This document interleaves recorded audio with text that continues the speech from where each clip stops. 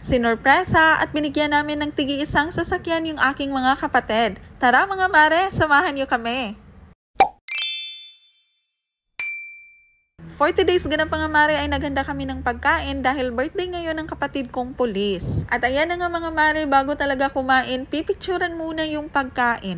Yun bang kahit gutom na gutom ka na, hindi pa pwedeng kumain kasi pipicturan pa. At ayan rin ako, hindi rin ako nagpahuli kasi picture is life.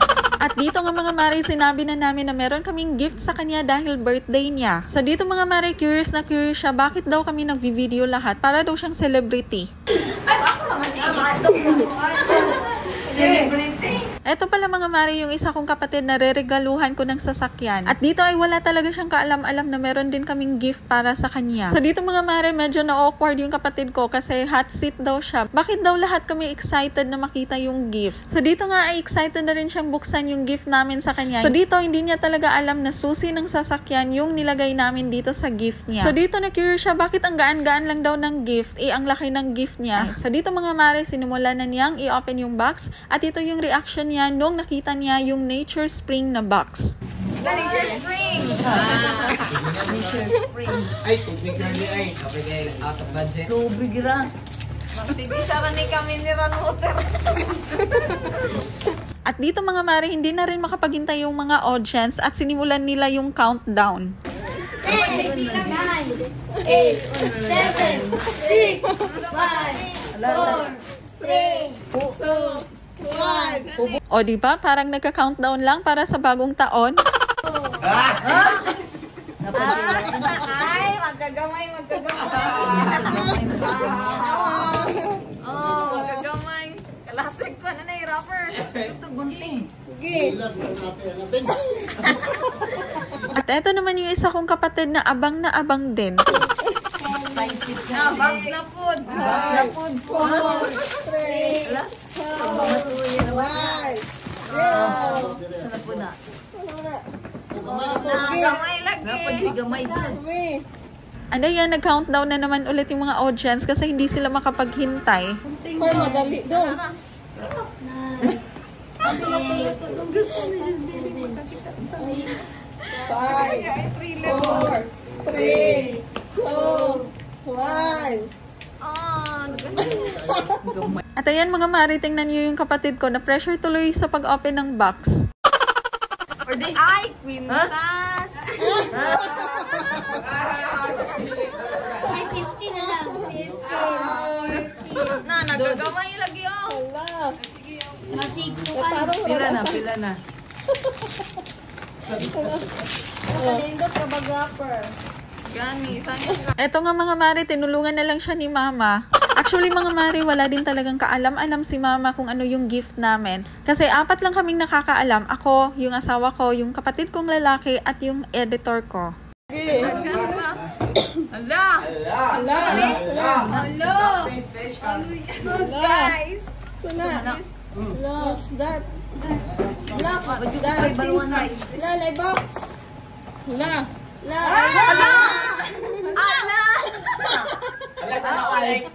So dito mga mare, akala niya talaga iPhone 14 Pro Max yung ibibigay namin gift sa kanya. Kasi ito yung nilagyan namin ng susi. Bro, 14 Pro. Wow! iPhone! Bro, mag-sure oil! Saan nga nang yabi yan? Alam, saan ni? Kwarto na. Y2X. Hala. So dito mga mare, hindi niya talaga alam kung para saan itong susi na to kasi hindi pa siya nakakakita ng susi ng sasakyan. Ang akala niya lang talaga dito mga mare is susi ng motor. At alam niyo mga mare, hindi ko talaga in-expect dito na alam na pala ni Papa yung surprise namin para sa dalawa kong kapatid. Pakinggan niyo dito yung sinabi ni Papa mga mare. Nalaman niya yung gift namin dahil merong nag-spoil ng surprise namin. Motor? Tanawa daw ito. Anyway mga mare, ito pala yung reaction ng kapatid ko nung nakita niya yung parating na sasakyan. Alam, mag-sure oil! Hala.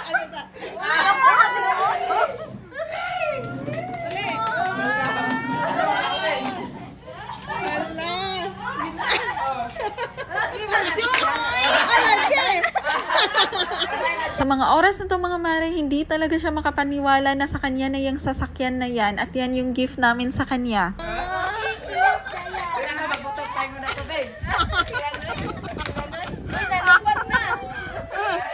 Hala.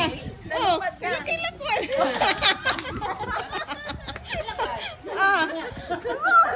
Laki-lakwar na eh.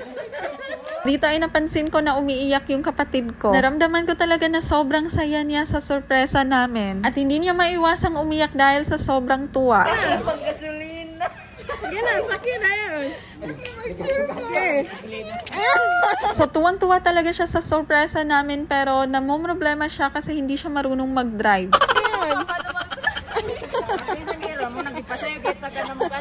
Padlo eh, og kuan. Okay. Pero inutang na na. Ikaw ang bayad. Bibitaw. Wow. Magaras sa. Abre. Okay. Unya magaras na. Sige, saki.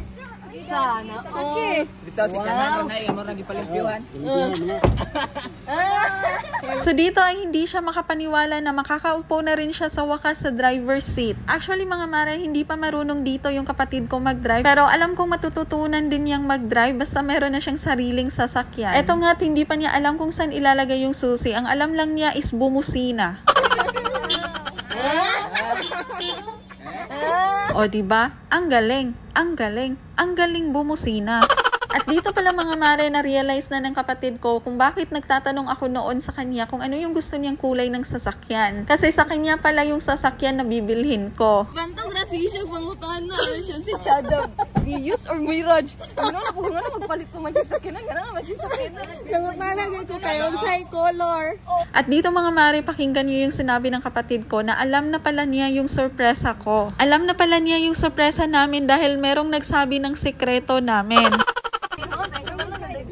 Actually mga mare, ako talaga yung taong mahilig mag-surprise. Ewan ko, basta gustong-gusto ko talaga yung feeling na masurpresa yung mga taong mahal mo sa buhay. To be honest mga mare, after kong malaman na alam na pala ng isang kapatid ko yung surpresa ko dahil merong nag-spoil ng secret, ay na-disappoint agad ako. Kasi mga mare, yung effort mo na maging sekreto lang ito is nasayang lang. At hindi lang din naman ito about sa surprise mga mare, kundi nawasak din yung tiwala na binigay mo sa taong yun na panatilihing sekreto ang isang sekreto. At yun din ang isang sukatan na pwede kang pagkatiwalaan sa anumang bagay. Kaya sana mga mare, hindi ka maging dahilan na masira ang isang moment kagaya nito. At ayan na nga mga mare, natapos na yung surprise ako sa isang kapatid ko. At ayan, nag-picture taking na muna kami. And after nun mga mare, sinunod ko na yung surpresa para sa isa kong kapatid. At dito ay inutusan ko siyang kunin yung box ng stress tabs. Takwa, sagot tong stress tabs na sa parang nasa studio. Katong box ba? Stress tabs.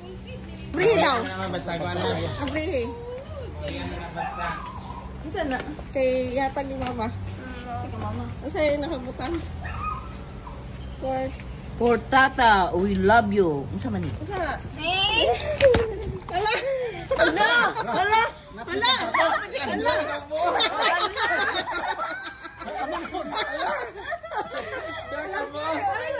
Hala! Saan na? Yawa mo na sa motor. Pariyaman, siguro ka. Hala! Hala! Ay, oh, puli-puli. Hala! Hala! Ge, piyong sa piyong. Piyong sa. Ali. Ge, ali. Ge, ali. Oh, bantay. Kuha na. Kuha na. Ah. Ge, piyong. Ali, diri. Ilog. Ah. Actually mga mare, sa mga oras nito, hindi ko pa alam na booking na pala yung surpresa ko para sa kanya. Alam na pala niya yung surpresa ko. Since ang galing kasi niyang umakting, tingnan nyo. Hala. Puro nanig asa misakay. Hala. Hala. Ay. Hala. Hala, motor. Hala. Okay, open. O diba, ang galing umakting na sorpresa talaga siya. Actually mga mare, 4 sila lahat na hindi dapat nakakaalam ng sorpresa namin. Si mama, si papa at yung 2 kong kapatid na sinorpresa ko. Tapos 2 na sila na nakakaalam na ng sorpresa, si papa at saka itong kapatid ko. At yun ay dahil may nag-spoil. So nalaman ko na lang na ako pala yung na-prank after na ng event.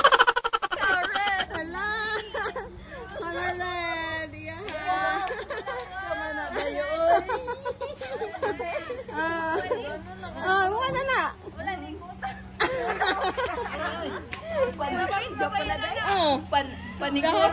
Pero kahit ganun yung nangyari mga mare, kitang-kita ko naman yung saya niya nung matanggap niya yung gift namin sa kanya. Yung kahit hindi na siya masurpresa, ang importante lang naman sa amin is naging sobrang masaya siya nung natanggap niya yung gift namin. At eto nga, excited na rin itong kapatid ko na itry yung bago niyang sasakyan. At dito nga mga mare, hindi rin niya alam kung paano i-start yung sasakyan kasi hindi siya marunong mag-drive. Tumbe sa ang break. Tumbing break. Tumbing break. Kani diri pikas. Na. Gas. Ano isa ka TL. Isa ka TL mo. Kana isa pundor ni. Pundor na. Na. Na, break. Dili na pandara.